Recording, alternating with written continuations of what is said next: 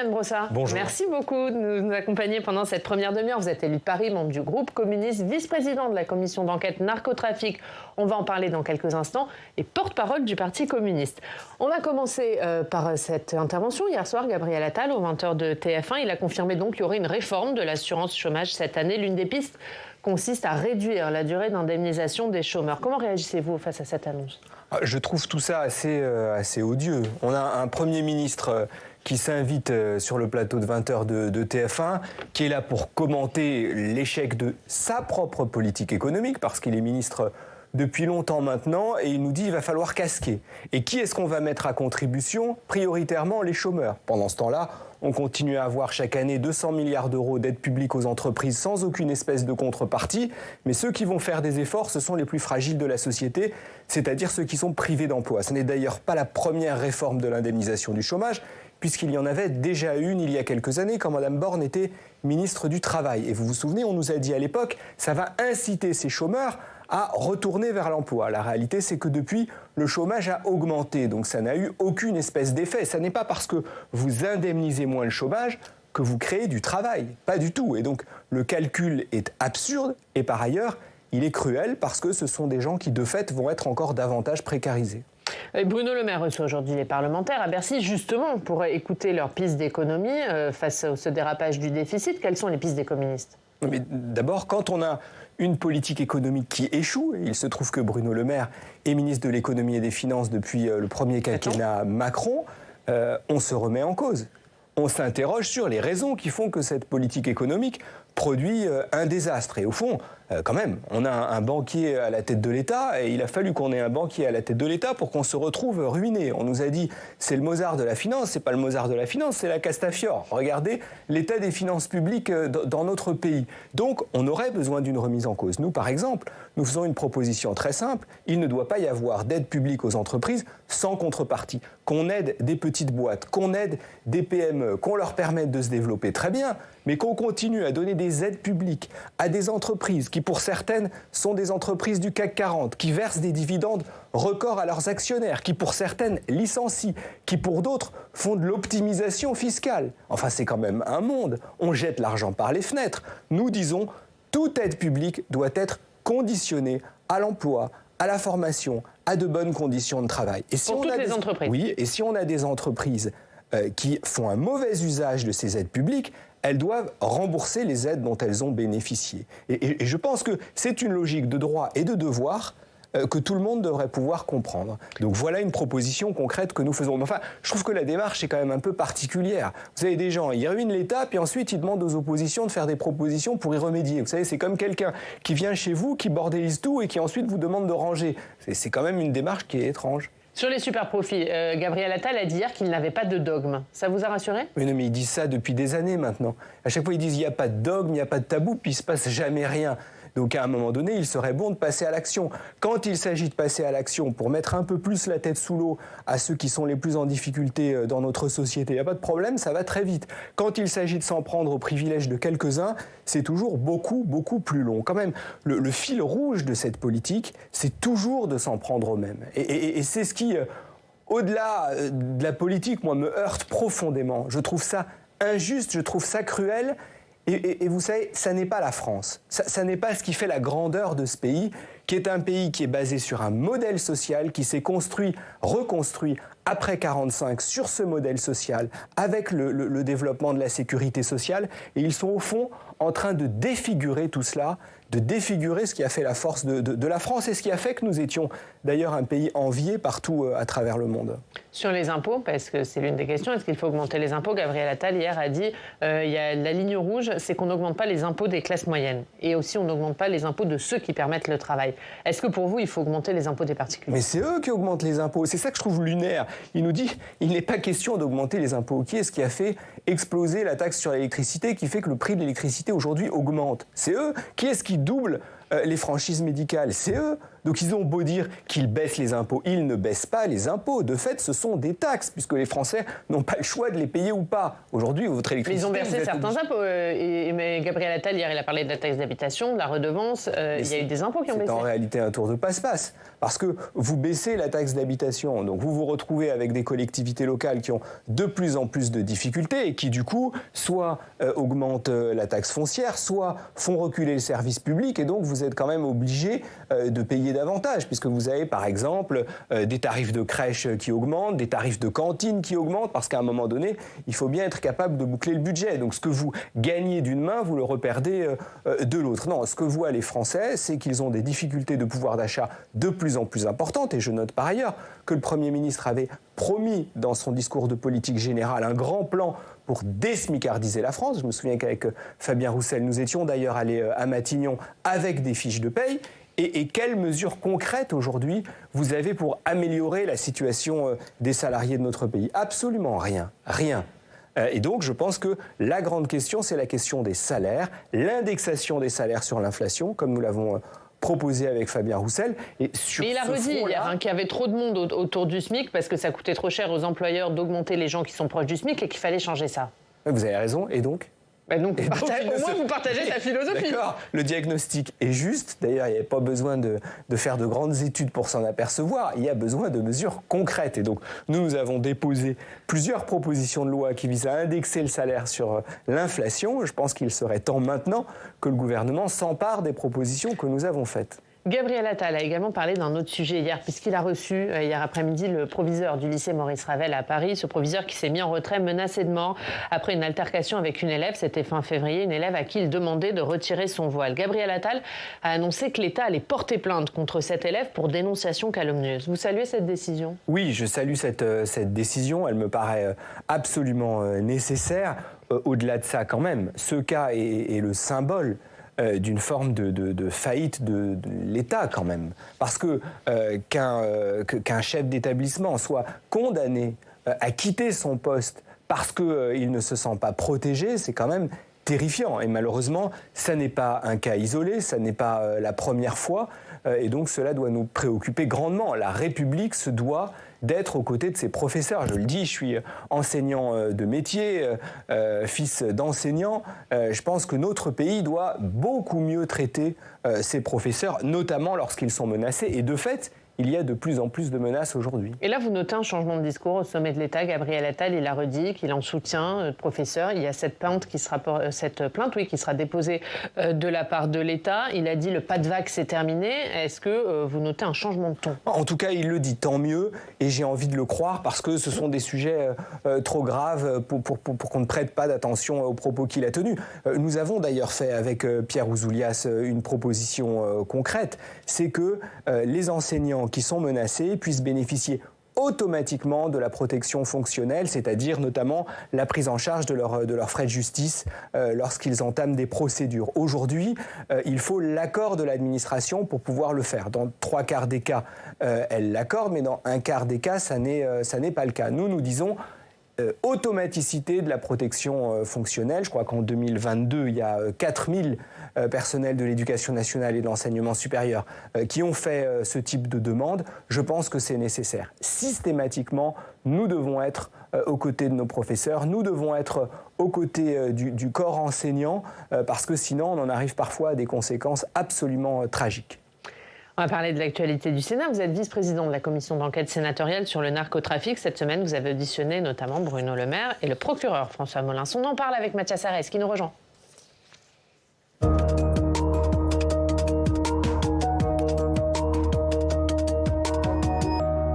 Bonjour Mathias. Bonjour Ariane, bonjour Monsieur Brossard. Bonjour. Et Mathias, on va donc parler avec vous des dernières auditions de la commission d'enquête sur le narcotrafic.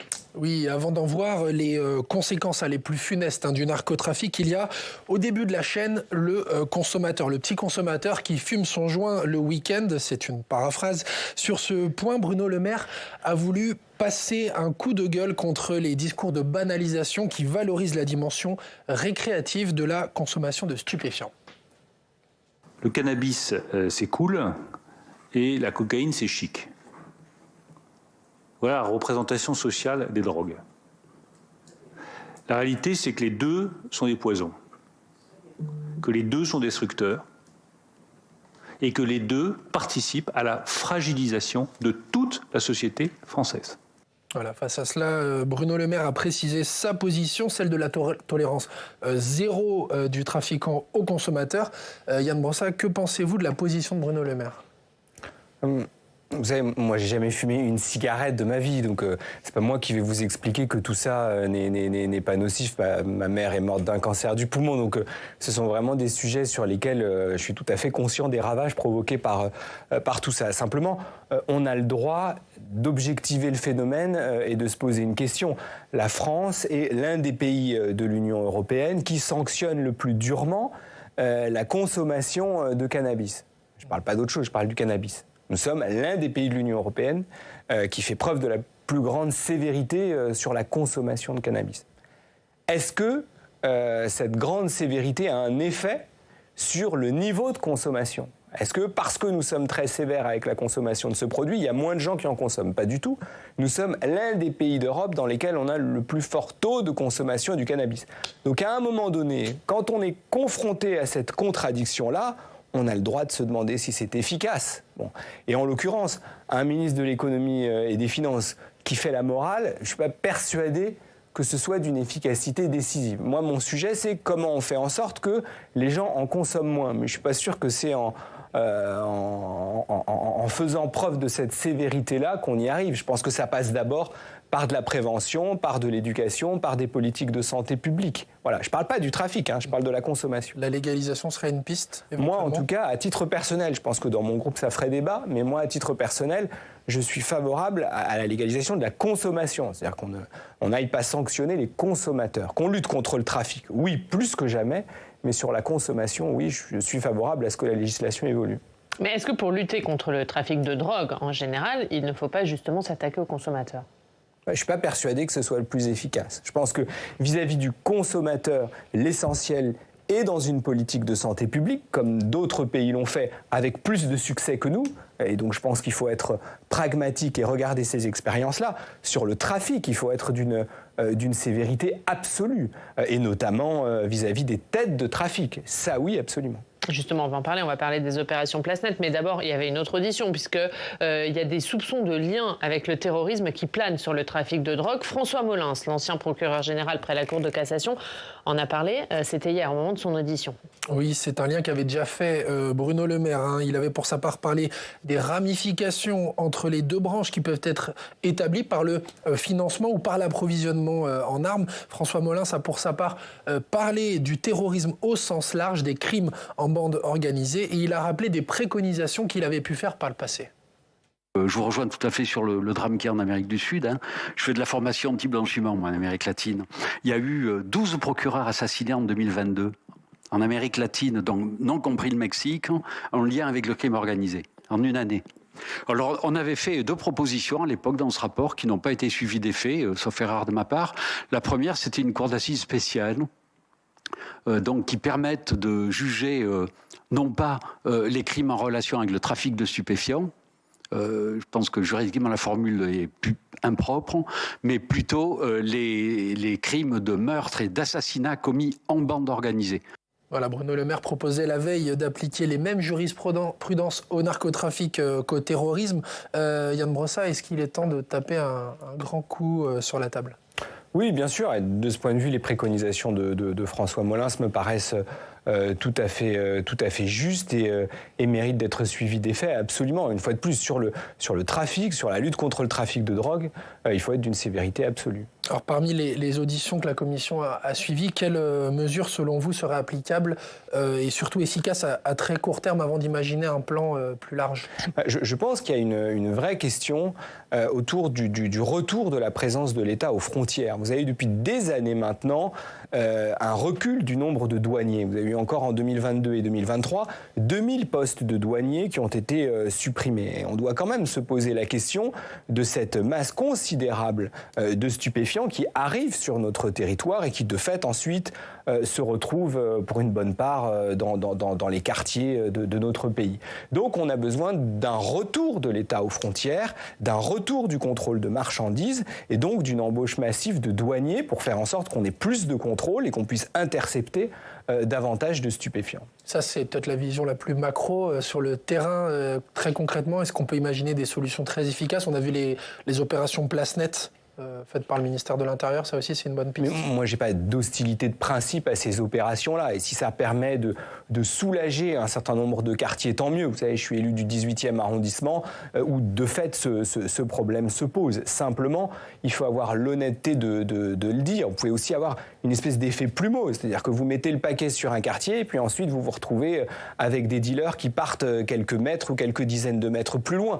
Donc si on ne s'attaque pas à la racine du trafic, si on ne s'attaque pas aux sources qui font que la drogue finit par envahir nos territoires, vous n'y arriverez pas. Mais comment on s'y attaque alors ? Une fois de plus, on a besoin de contrôle aux frontières. Vous savez, quand Fabien Roussel a dit il faut défendre les frontières, certains l'ont critiqué, y compris à gauche. Bien sûr que sur les biens et sur les marchandises... Surtout à gauche d'ailleurs. Oui, surtout, absolument. Sur les biens et sur les marchandises, bien sûr qu'on a besoin de frontières. On ne peut pas accepter que nos frontières soient ouvertes à tous les vents et que vous ayez de la drogue qui finisse par passer les frontières sans que personne ne s'en aperçoive. Donc bien sûr, du contrôle aux frontières, le retour des douaniers, un retour de la présence de l'État et c'est notamment ce qui permettra une fois de plus d'intercepter cette drogue qui ensuite se retrouve en bas de nos quartiers. Vous proposez vous aussi la confiscation des biens des narcotrafiquants, les biens dont on ne peut pas justifier l'origine. En quoi ça peut être une solution ? D'abord, il y a eu hier le vote d'une proposition de loi au Sénat, qui est une proposition de loi qui va dans le bon sens et qui permet de faciliter la confiscation de biens propriétés de trafiquants dès lors qu'ils ne sont pas capables d'en préciser l'origine. Nous, ce que nous avons proposé avec d'autres parlementaires, c'est que cette confiscation soit automatique dès lors qu'il y a une peine d'emprisonnement de plus de 5 ans. C'est un amendement qui n'a pas été accepté, malheureusement, au nom du droit de propriété. Je vous avoue très sincèrement que la défense du droit de propriété pour des gens qui possèdent ce qu'ils possèdent parce qu'ils ont trafiqué, je m'en préoccupe assez peu. Moi, ce que je pense effectivement, c'est que ce qui peut être dissuasif, c'est la certitude de la peine. C'est le fait que si vous êtes condamné, si vous vous faites attraper parce que vous êtes un trafiquant, notamment un trafiquant de drogue, vous avez la certitude de perdre les biens que vous avez acquis grâce au trafic. Et donc je pense effectivement que c'est une bonne mesure. Il y a la prison, il y a l'amende, mais il doit aussi y avoir confiscation. Quand vous avez auditionné certains magistrats, vous dans votre commission d'enquête sénatoriale, des magistrats vous ont dit que la bataille était perdue. Est-ce que c'est le cas pour vous ? Une bataille, c'est toujours fait de haut et de bas. En tout cas, que des magistrats aient l'honnêteté de dire les difficultés auxquelles ils sont confrontés, c'est évidemment utile. Il serait fou de balayer leurs propos d'un revers de main. J'ai vu que Éric Dupond-Moretti, hier, leur avait remonté les bretelles. Simplement, le sujet, c'est comment on leur permet d'avoir les moyens de lutter plus efficacement contre ce phénomène. Et donc, plutôt que de les stigmatiser ou de les montrer du doigt, aidons-les à faire leur travail et permettons-leur, avec l'ensemble des pouvoirs publics, de remporter cette bataille. Parce que je crois que tout le monde partage le même objectif qui est de lutter contre le trafic. Est-ce que vous condamnez le fait qu'Éric Dupond-Moretti leur ait remonté les bretelles, il leur aurait passé une soufflante à Marseille lors de son déplacement? Étienne Blanc, qui est le rapporteur de votre commission, il a parlé hier, il est un peu énervé hier dans l'hémicycle, il a parlé de subornation de témoins. Vous partagez sa colère et ses mots? En tout cas, oui, je partage cette colère parce que je ne vois pas en quoi on peut reprocher à des magistrats, dans le cadre d'une commission d'enquête, de dire la vérité sur ce qu'ils constatent d'eux-mêmes. Bon, si la bataille contre le trafic avait été gagnée, ça se saurait. Et les habitants de nos quartiers qui souffrent tous les jours de la présence du trafic s'en seraient aperçus. Ça n'est pas le cas.